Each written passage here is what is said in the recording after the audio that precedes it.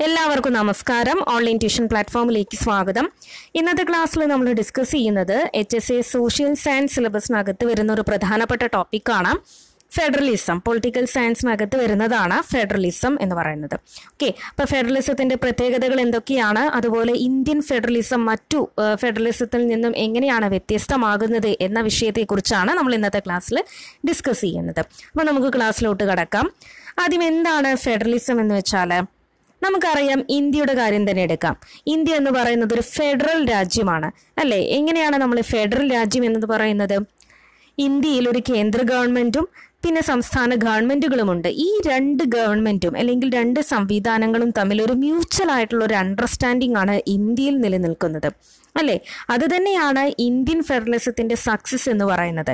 അപ്പോൾ ഒരു ഫെഡറലിസം എന്ന് പറഞ്ഞാൽ രണ്ട് തലങ്ങളായാണ് ഗവൺമെന്റ്, ഒന്ന് കേന്ദ്ര ഗവൺമെന്റും പിന്നെ സംസ്ഥാന ഗവൺമെന്റുകളും അല്ലേ?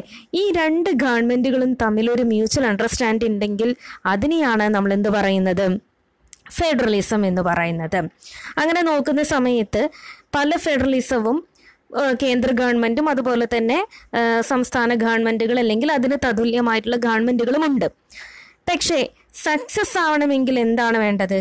ഈ രണ്ട് ഗവൺമെന്റുകൾ തമ്മിൽ ഒരു മ്യൂച്വൽ ആയിട്ടുള്ള ഒരു അണ്ടർസ്റ്റാൻഡിങ് വേണം. ഏത് കാര്യത്തിലായാലും, ഭരണകാര്യത്തിലായാലും മറ്റു കാര്യങ്ങളിൽ, രാജ്യത്തിന്റെ സുസ്ഥിരമായിട്ടുള്ള വികസനത്തിന്റെ കാര്യത്തിലായാലും എന്ത് വേണം? ഈ രണ്ട് ഗവൺമെന്റുകളും തമ്മിൽ ഒരു മ്യൂച്വൽ ആയിട്ടുള്ള ഒരു അണ്ടർസ്റ്റാൻഡിങ് ഉണ്ടെങ്കിൽ മാത്രമേ ഫെഡറലിസം എന്ന് പറയുന്ന സംവിധാനം ശക്തമാവുകയുള്ളൂ, അല്ലെങ്കിൽ അത് നിലനിൽക്കുകയുള്ളൂ എന്നുള്ളതാണ് യാഥാർത്ഥ്യം അല്ലേ? അപ്പൊ നമുക്ക് ഇന്ത്യൻ ഫെഡറലിസത്തെക്കുറിച്ചും മനസ്സിലാക്കുന്നതിന് മുന്നേ നമ്മുടെ ഇന്ത്യയുടെ ചരിത്രം ഒന്ന് പരിശോധിക്കാം.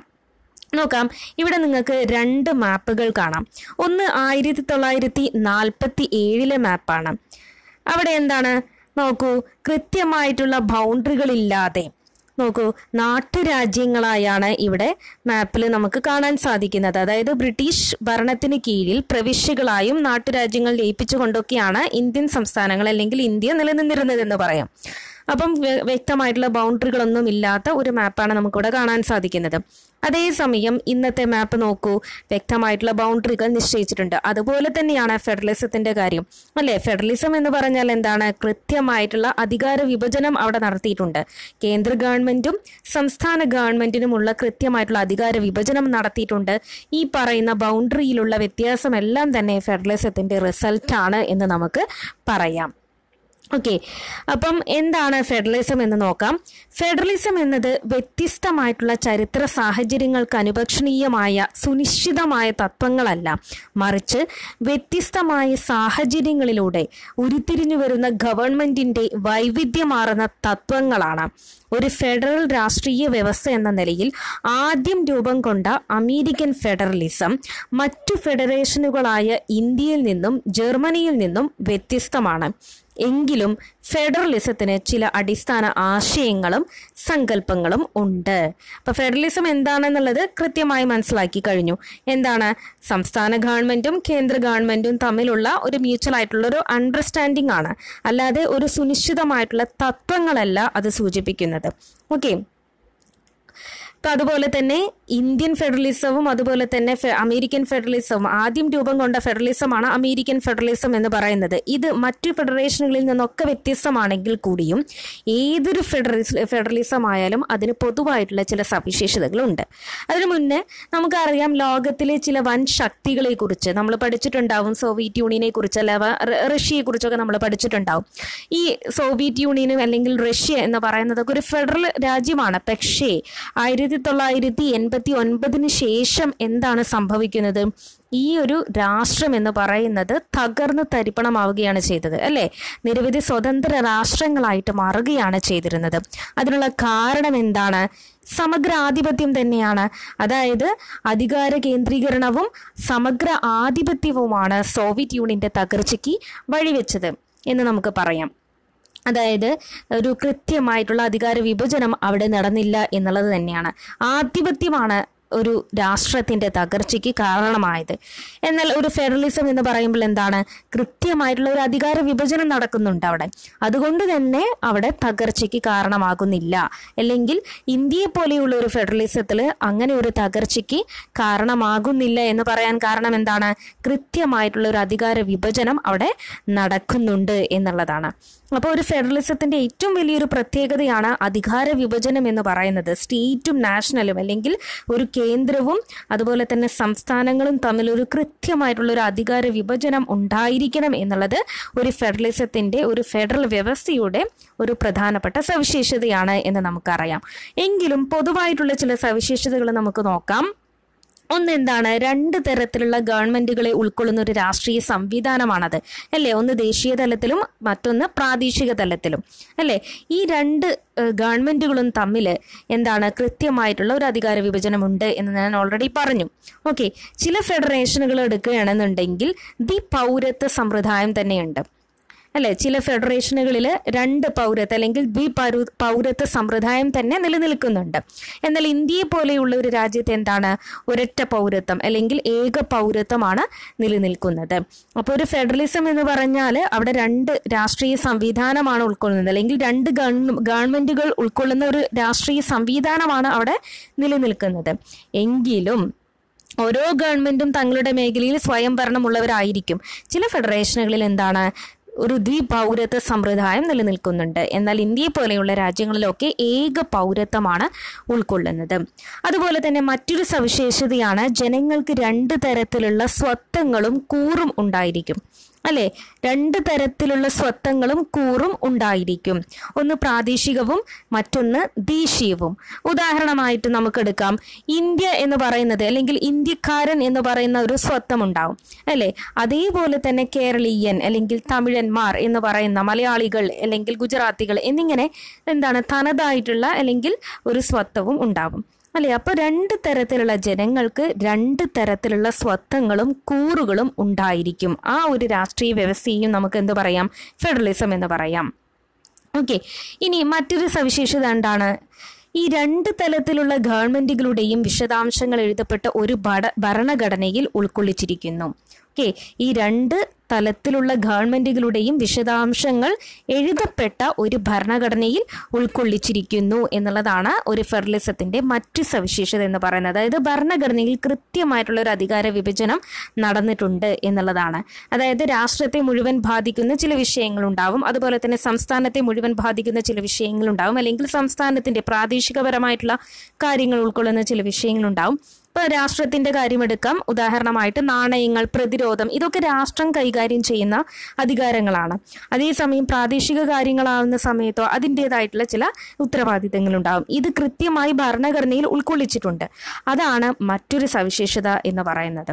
ഓക്കെ, ഇനി മറ്റൊരു സവിശേഷത എന്താണ്, കേന്ദ്രവും സംസ്ഥാനങ്ങളും തമ്മിലുള്ള തർക്കങ്ങളുണ്ടാവും അല്ലേ. ചില സാഹചര്യങ്ങളിലൊക്കെ തർക്കങ്ങളുണ്ടാവും. ഇത് പരിഹരിക്കുന്നത് ആരാണ്, ഒരു സ്വതന്ത്ര നീതിന്യായ വ്യവസ്ഥയാണ്. അങ്ങനെ ഒരു സ്വതന്ത്ര നീതിന്യായ വ്യവസ്ഥ നമുക്കുണ്ട് അല്ലേ. അപ്പൊ കേന്ദ്രവും സംസ്ഥാനങ്ങളും തമ്മിൽ ഏതെങ്കിലും വിധത്തിൽ പ്രശ്നങ്ങൾ ഉണ്ടാവുകയാണെങ്കിൽ, അധികാര വിഭജനത്തെ സംബന്ധിച്ചോ അല്ലെങ്കിൽ അധികാരത്തെ സംബന്ധിച്ചോ ഏതെങ്കിലും വിധത്തിൽ പ്രശ്നങ്ങൾ ഉണ്ടാവുകയാണെങ്കിൽ അവിടെ എന്താണ്, അത് പരിഹരിക്കുവാനായി ഒരു സ്വതന്ത്ര നീതിന്യായ വ്യവസ്ഥ ഉണ്ടായിരിക്കും എന്നുള്ളതാണ് മറ്റൊരു സവിശേഷത. അപ്പം പൊതുവായ സവിശേഷതകളാണ് നമ്മളിവിടെ ചർച്ച ചെയ്തത്. ആദ്യം പറഞ്ഞു 2 തരത്തിലുള്ള രാഷ്ട്രീയ ഗവൺമെന്റുകൾ ഉൾപ്പെടുന്ന ഒരു രാഷ്ട്രീയ സംവിധാനമാണ്. അതായത് കേന്ദ്രത്തിലും അതുപോലെ തന്നെ പ്രാദേശിക തലത്തിലും. അതുപോലെ തന്നെ ജനങ്ങൾക്ക് 2 തരത്തിലുള്ള സ്വത്വങ്ങളും കൂറും ഉണ്ടായിരിക്കും. അതുപോലെ ഈ പറയുന്ന ഭരണവിവേചനമല്ല അധികാര വിഭജനം എന്ന് പറയുന്നത് ഭരണഘടനയിൽ കൃത്യമായി തന്നെ വിശദീകരിച്ചിട്ടുണ്ടാവും. മറ്റൊന്നെന്തായിരുന്നു, കേന്ദ്രവും സംസ്ഥാനവും തമ്മിലുള്ള തർക്കങ്ങൾ പരിഹരിക്കുന്നതിന് ഒരു സ്വതന്ത്രമായിട്ടുള്ള ഒരു നീതിന്യായ വ്യവസ്ഥയും ഒരു ഫെഡറലിസത്തിനകത്ത് ഉണ്ടായിരിക്കും. ഇതൊക്കെയാണ് പൊതുവായ സവിശേഷതകൾ എന്ന് പറയുന്നത്. ഓക്കെ, അമേരിക്കൻ ഫെഡറലിസം മറ്റു ഫെഡറേഷനിൽ നിന്നൊക്കെ വ്യത്യസ്തമാണെങ്കിലും ഈ പറയുന്ന സവിശേഷതകളെല്ലാം തന്നെ അമേരിക്കൻ ഫെഡറലിസത്തിലും ഉൾപ്പെടുന്നു എന്നുള്ളതാണ് ഇവിടെ അർത്ഥമാക്കുന്നത്. ഓക്കെ, ഇനി നമുക്ക് ഇന്ത്യൻ ഫെഡറലിസത്തെ കുറിച്ച് നോക്കാം. ഇന്ത്യൻ ഫെഡറലിസത്തിന്റെ പ്രത്യേകത എന്താണ്? ഇന്ത്യ എന്ന് പറയുമ്പോൾ നമുക്കറിയാം സ്വാതന്ത്ര്യം ലഭിക്കുന്നതിന് മുന്നേ ഇന്ത്യയെ പോലെയുള്ള വളരെ ബൃഹത്തായിട്ടുള്ള ഒരു രാഷ്ട്രത്തിന്റെ ഭരണത്തിന് അധികാരം കേന്ദ്ര പ്രവിശ്യ ഗവൺമെന്റുകൾക്കിടയിലുള്ള വിഭജിക്കപ്പെടണമെന്ന് നമ്മുടെ ദേശീയ നേതാക്കന്മാർ വ്യക്തമായിട്ടുള്ള ധാരണയുണ്ടായിരുന്നു, അല്ലെങ്കിൽ അതിനെക്കുറിച്ച് വ്യക്തമായിട്ടുള്ള ഡിസ്കഷൻ നടന്നിട്ടുണ്ട് അല്ലേ. നമുക്ക് മുസ്ലിം ലീഗ് പോലെയുള്ള പാർട്ടികളെല്ലാം തന്നെ അധികാരത്തെക്കുറിച്ച് അല്ലെങ്കിൽ അവർക്ക് തനതായിട്ടുള്ള അധികാരങ്ങൾ വേണമെന്ന ആവശ്യങ്ങൾ ഉന്നയിച്ചിട്ടുണ്ട്. അതുകൊണ്ട് തന്നെ ഈ പറയുന്ന കാര്യങ്ങളൊക്കെ മുൻനിർത്തിക്കൊണ്ടുള്ള ഒരു ഫെഡറലിസമാണ് നമ്മൾ മുന്നോട്ട് കൊണ്ടുവന്നിട്ടുള്ളത്. ഒരു ജനാധിപത്യ ഗവൺമെന്റ് ആണ് നമ്മൾ മുന്നോട്ട് വെച്ചിട്ടുള്ളത് അല്ലേ. അതായത് കൃത്യമായിട്ടുള്ള ഒരു എല്ലാ ജനങ്ങളെയും ഉൾപ്പെടുത്തിക്കൊണ്ട് എല്ലാവരുടെയും ആശയങ്ങളെയും അവരുടെ എല്ലാ ജനങ്ങളെയും ഉൾപ്പെടുത്തിക്കൊണ്ടുള്ള ഒരു ജനാധിപത്യ ഗവൺമെന്റ് ആണ് ഇന്ത്യയെ പോലെയുള്ള ഒരു രാജ്യത്ത് നിലനിൽക്കുന്നത് അല്ലേ. അപ്പം ഇന്ത്യൻ ഭരണഘടനയിൽ സംസ്ഥാനങ്ങളെ കുറിച്ച് വിശദീകരിക്കുന്ന ഒരു അനുച്ഛേദമാണ് ഇവിടെ തന്നിരിക്കുന്നത്. എന്താണ് പറയുന്നത്? അനുച്ഛേദം 1 പ്രകാരം ഇന്ത്യ, അതായത് ഭാരതം, സംസ്ഥാനങ്ങളുടെ ഒരു യൂണിയൻ ആയിരിക്കുന്നതാണ്. ഓക്കെ, ഇന്ത്യ അതായത് ഭാരതം എന്ന് പറയുന്നത് സംസ്ഥാനങ്ങളുടെ ഒരു യൂണിയനാണ്. ഇനി സംസ്ഥാനങ്ങളും അവയുടെ ഭൂപ്രദേശങ്ങളും 1-ാം പട്ടികയിൽ പറഞ്ഞിട്ടുള്ള വിധം ആയിരിക്കുന്നതാണ്. അതിനെന്താണ് അർത്ഥം എന്ന് പറയുന്നത്? ഇന്ത്യയുടെ ഓരോ സംസ്ഥാനങ്ങൾക്കും കൃത്യമായിട്ടുള്ള ചില സവിശേഷതകളും അല്ലെങ്കിൽ അധികാര വിഭജനങ്ങളും നടന്നിട്ടുണ്ട് എന്നുള്ളതാണ് നമുക്ക് പറയുന്നത്. ഓക്കെ, അപ്പം ഫെഡറലിസം എന്ന് പറയുന്നത് ഇന്ത്യയുടെ കാര്യത്തിൽ എടുക്കുമ്പോൾ ഒരു ജനാധിപത്യ ഭരണമാണ്, അല്ലെങ്കിൽ ഒരു ജനാധിപത്യ ഗവൺമെന്റ് ആണ് ഇന്ത്യക്കുള്ളത്. കാരണം ഓരോ വിഭാഗങ്ങളുടെയും ആവശ്യങ്ങളും അവകാശങ്ങളും ഉൾപ്പെടുത്തിക്കൊണ്ടുള്ള ഒരു ഭരണഘടന നമുക്കുണ്ട് അല്ലേ, അല്ലെങ്കിൽ ഒരു ജനാധിപത്യ സംവിധാനമാണ് നമുക്കുള്ളത് എന്നുള്ളതാണ് ഇവിടെ പറയുന്നത്. ഇനി അധികാര വിഭജനത്തെക്കുറിച്ച് ഞാൻ നേരത്തെ പറഞ്ഞു, അധികാര വിഭജനം ഉണ്ട് എന്നുള്ളത്. അതായത് കേന്ദ്ര ഗവൺമെന്റും സംസ്ഥാന ഗവൺമെന്റും തമ്മിൽ ഒരു കൃത്യമായിട്ടുള്ള ഒരു അധികാര വിഭജനം തന്നെ നിലനിൽക്കുന്നുണ്ട് എന്ന് ഞാൻ പറഞ്ഞു. അങ്ങനെ നമുക്ക് 3 ലിസ്റ്റുകളാണുള്ളത്: കേന്ദ്ര ലിസ്റ്റ്, സംസ്ഥാന ലിസ്റ്റ്, സംയുക്ത ലിസ്റ്റ് എന്നിങ്ങനെ, കൺകറന്റ് ലിസ്റ്റ് അഥവാ സംയുക്ത ലിസ്റ്റ് എന്നിങ്ങനെ 3 ലിസ്റ്റിലാണ് ഈ ഒരു അധികാര വിഭജനം നടത്തിയിട്ടുള്ളത്. കൃത്യമായി കാണുന്നുണ്ടോ എന്നുള്ളത് അറിയില്ല, എങ്കിലും ഞാൻ പറയാം. കേന്ദ്ര ലിസ്റ്റിൽ ഉൾപ്പെടുന്ന പ്രധാനപ്പെട്ട കാര്യങ്ങൾ എന്തൊക്കെയാണ്? പ്രതിരോധം, ആണവോർജം, വിദേശകാര്യം, യുദ്ധവും സമാധാനവും, ബാങ്കിങ്, റെയിൽ ഗതാഗതം, തപാല്, കമ്പി തപാല്, വ്യോമയാനം, തുറമുഖങ്ങള്, വിദേശ വ്യാപാരം, നാണയ വ്യവസ്ഥ. ഇതൊക്കെ എന്താണ്? കേന്ദ്രവുമായി ബന്ധപ്പെട്ടുള്ള ചില കാര്യങ്ങളാണ്, അല്ലെങ്കിൽ കേന്ദ്ര നിയമനിർമ്മാണ സഭയ്ക്ക് മാത്രമുള്ള അല്ലെങ്കിൽ കൈകാര്യം ചെയ്യാൻ പറ്റുന്ന വിഷയങ്ങളാണ് ഈ പറഞ്ഞതൊക്കെ. എന്തൊക്കെയായിരുന്നു? പ്രതിരോധം, ആണവോർജം, വിദേശകാര്യം, യുദ്ധവും സമാധാനവും, ബാങ്കിങ്, റെയിൽ ഗതാഗതം, തപാല്, കമ്പി തപാല്, വ്യോമയാനം, തുറമുഖങ്ങൾ, വിദേശ വ്യാപാരം, നാണയവ്യവസ്ഥ. ഇതൊക്കെ കേന്ദ്ര ഗവൺമെന്റിന്റെ അധികാരത്തിൽ വരുന്നതാണ്. അതുപോലെ സംസ്ഥാന ഗവൺമെന്റിനും ചില അധികാരങ്ങളുണ്ട്. എന്തൊക്കെയാണ്? കൃഷി, പോലീസ്, ജയില്, പ്രാദേശിക ഗവൺമെന്റ്, പൊതുജന ആരോഗ്യം, ഭൂമി, മദ്യം, വാണിജ്യവും വ്യാപാരവും, കന്നുകാലി പരിപാലനം, സംസ്ഥാന പബ്ലിക് സർവീസുകൾ. ഇതൊക്കെ എന്താണ്? സംസ്ഥാന നിയമനിർമ്മാണ സഭയ്ക്ക് മാത്രം ഉൾപ്പെടുത്തുന്ന അല്ലെങ്കിൽ അവയ്ക്ക് മാത്രം കൈകാര്യം ചെയ്യുന്ന കുറച്ച് വിഷയങ്ങളാണ് അല്ലേ. അപ്പം കേന്ദ്ര ലിസ്റ്റിലും സംസ്ഥാന ലിസ്റ്റിലുള്ള കാര്യങ്ങൾ നോക്കി. ഇനി എന്താണ് സംയുക്ത ലിസ്റ്റ് എന്ന് പറയുന്നത്? കേന്ദ്ര ഗവൺമെന്റിനും സംസ്ഥാന ഗവൺമെന്റിനും തുല്യമായ പ്രാധാന്യമുള്ള ലിസ്റ്റുകളെയാണ് നമുക്ക് എന്ത് പറയുന്നത്? സംയുക്ത ലിസ്റ്റ് എന്ന് പറയുന്നത്. എന്തൊക്കെയാണ് ആ വിഷയങ്ങൾ എന്ന് പറയുന്നത്? ആദ്യം വിദ്യാഭ്യാസത്തിന്റെ കാര്യത്തിൽ വിദ്യാഭ്യാസം അപ്പോൾ ഏത് ലിസ്റ്റിലാണ് വരുന്നത്? സംയുക്ത ലിസ്റ്റിൽ അഥവാ കൺകറന്റ് ലിസ്റ്റിലാണ് വരുന്നത് അല്ലെ. അപ്പോൾ വിദ്യാഭ്യാസം, കൃഷിഭൂമി ഒഴിച്ചുള്ള സ്വത്തിന്റെ കൈമാറ്റം, വനങ്ങള്, തൊഴിലാളി സംഘടനകള്, മായം ചേർക്കൽ, ദത്തെടുക്കലും പിന്തുടർച്ചാവകാശം. ഇതൊക്കെ എന്താണ്? കേന്ദ്ര സംസ്ഥാന ഗവൺമെന്റുകൾക്ക് കൈകാര്യം ചെയ്യാവുന്ന വിഷയങ്ങളാണ്. ഒന്നുകൂടി പറയാം: വിദ്യാഭ്യാസം, കൃഷിഭൂമി ഒഴിച്ചുള്ള സ്വത്തിന്റെ കൈമാറ്റം, വനങ്ങള്, തൊഴിലാളി സംഘടനകള്, മായം ചേർക്കൽ, ദത്തെടുക്കലും പിന്തുടർച്ചാവകാശം തുടങ്ങിയവയൊക്കെ എന്താണ്? സംയുക്ത ലിസ്റ്റിൽ അഥവാ കൺകറന്റ് ലിസ്റ്റിൽ വരുന്നതാണ്. അപ്പോൾ ഫെഡറലിസത്തിന്റെ ആദ്യത്തെ പ്രത്യേകത എന്തായിരുന്നു? അധികാര വിഭജനമായിരുന്നു. കേന്ദ്ര ഗവൺമെന്റും സംസ്ഥാന ഗവൺമെന്റും തമ്മിലുള്ള അധികാര വിഭജനം. അതാണ് ഞാൻ ഈ പറഞ്ഞ കേന്ദ്ര ലിസ്റ്റിലും സംസ്ഥാന ലിസ്റ്റിലും സംയുക്ത ലിസ്റ്റിലും ഉൾപ്പെടുന്ന കാര്യങ്ങൾ എന്ന് പറയുന്നത്. ഓക്കെ, ഇതേപോലെ തന്നെ കുറച്ച് അവശിഷ്ട അധികാരങ്ങളുമുണ്ട്. ഏതൊക്കെയാണ്? ഈ 3 ലിസ്റ്റിലും പരാമർശിക്കപ്പെടാത്ത വിഷയങ്ങളാണ് അവശിഷ്ട അധികാരങ്ങളിൽ ഉൾപ്പെടുന്നത്. അതായതൊക്കെയാണ് സൈബർ നിയമങ്ങൾ. അതുപോലെ തന്നെ ഇന്ത്യയിൽ അവശിഷ്ട അധികാരങ്ങളിൽ നിയമം നിർമ്മിക്കുവാനുള്ള അധികാരം ആർക്കാണ്? കേന്ദ്ര ഗവൺമെന്റിന് മാത്രമാണ്. ഓക്കെ, നോട്ട് ചെയ്യുക. അവശിഷ്ട അധികാരങ്ങൾ എന്ന് പറയുന്നത് ഈ 3 ലിസ്റ്റിലും ഉൾപ്പെടാത്ത കാര്യങ്ങളാണ്. അത് സൈബർ നിയമങ്ങളാണ് അതിൽ ഉൾപ്പെടുന്നത്. ഇത് കേന്ദ്ര ഗവൺമെന്റിന്റെ മാത്രം അധികാര പരിധിയിൽ വരുന്ന കാര്യമാണ്. ഓക്കെ, അപ്പം ഇന്ത്യൻ ഫെഡറലിസത്തിന്റെ ആദ്യത്തെ പ്രത്യേകതയാണ് ഇപ്പൊ ഈ പറഞ്ഞത്. എന്താണ്? അധികാര വിഭജനം എന്ന് പറയുന്നത്. അത് നമ്മൾ കൺകറന്റ് ലിസ്റ്റ്, കേന്ദ്ര സെൻട്രൽ ലിസ്റ്റ്, സ്റ്റേറ്റ് ലിസ്റ്റ് എന്നിങ്ങനെ തരംതിരിച്ചിരിക്കുന്നു എന്നുള്ളതാണ് ഇവിടെ പറഞ്ഞത്. ഇനി എന്താണ്? ശക്തമായ കേന്ദ്ര ഗവൺമെന്റോട് കൂടിയ ഫെഡറലിസം എന്നാണ്. ശക്തമായ കേന്ദ്ര ഗവൺമെന്റോട് കൂടിയിട്ടുള്ള ഫെഡറലിസം. അതായത് നമുക്കറിയാം, നമ്മൾ സംസ്ഥാനങ്ങൾക്ക് ചില അധികാരങ്ങളൊക്കെ കൊടുക്കുന്നുണ്ടെങ്കിലും പരമാധികാരം ആരിൽ തന്നെയാണ്? കേന്ദ്രത്തിൽ തന്നെയാണ്, കേന്ദ്ര ഗവൺമെന്റിൽ തന്നെയാണ് ശക്തമായ അധികാരമുള്ളത്. അതാണ് ഇവിടെ പറയുന്നത്. ഓക്കെ, എന്തൊക്കെയാണ് കേന്ദ്ര ഗവൺമെന്റിന്റെ അധികാരങ്ങളൊക്കെ നമുക്ക് നോക്കി നമ്മൾ കണ്ടതാണ്. എങ്കിലും എല്ലാ കാര്യങ്ങളിലും പരമാധികാരം എന്ന് പറയുന്നത് കേന്ദ്ര ഗവൺമെന്റിനാണ് എന്നുള്ളതാണ് ഇവിടെ പറയുന്നത്. അതായത് ഇന്ത്യൻ ഭരണഘടനയിൽ നമ്മൾ അടിയന്തരാവസ്ഥയെ കുറിച്ചൊക്കെ പറയുന്നുണ്ട് അല്ലെ. ഈ അടിയന്തരാവസ്ഥയൊക്കെ എന്താണ്? പ്രഖ്യാപിക്കാനുള്ള അവകാശം എന്ന് പറയുന്നത് ഒരു ഫെഡറൽ രാഷ്ട്രീയ സംവിധാനത്തിൽ കേന്ദ്ര ഗവൺമെന്റിന് മാത്രമാണുള്ളത്, അല്ലെങ്കിൽ ഒരു കേന്ദ്രീകൃത സംവിധാനത്തിന് മാത്രമാണ് അതിനുള്ളത് എന്ന് പറയാം അല്ലെ. അതിനെ സൂചിപ്പിക്കുന്ന അനുച്ഛേദമാണ് ഇവിടെ തന്നിരിക്കുന്നത്. അനുച്ഛേദം 257(1). എന്താണ് അവിടെ പറയുന്നത്? ഓരോ സംസ്ഥാനത്തിൻ്റെയും കാര്യനിർവഹണ അധികാരങ്ങൾ ഉപയോഗിക്കുമ്പോൾ അത് കേന്ദ്ര ഗവൺമെന്റിന്റെ കാര്യനിർവഹണ അധികാരങ്ങളെ ലംഘിക്കുന്ന രീതിയിലോ അതിനെക്കുറിച്ച് മുൻവിധിയോടെ സമീപിക്കുന്ന രീതിയിലോ ആകരുത്.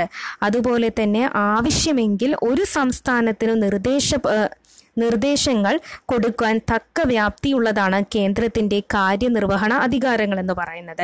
അപ്പോൾ കൃത്യമായി മനസ്സിലാക്കാൻ നമുക്ക് സാധിക്കും അല്ലേ.